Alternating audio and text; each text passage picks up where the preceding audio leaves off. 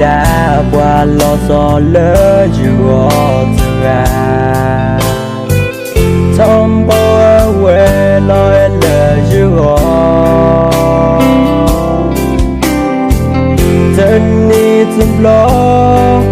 giờ mi tơ thì ba nè mi chân nè ô tô xe ôi đã trở về thế giờ thì ở sợ có tôi ra đó sợ mà mưa che đã ở xa phố sợ hê lo che giờ ta e su đó e đồ kè cho kỳ che đã ở ta e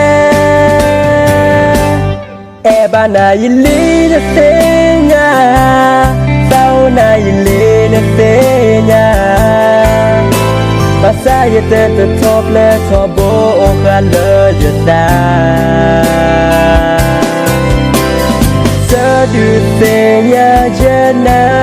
to ko to ye elina ba sa qua le ne edo ne ko khu te de you se le kum ne ya no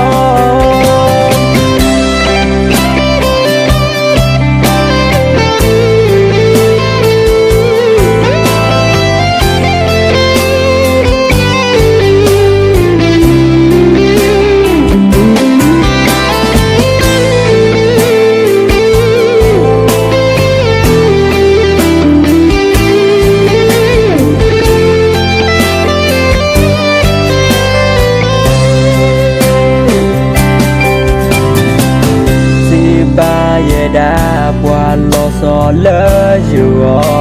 ra trong bao ở quê nói lỡ dù chân đi chân lo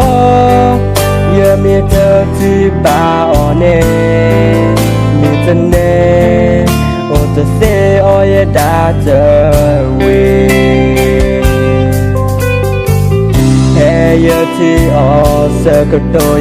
ra đó sợ mà mưa che đã ở xa phố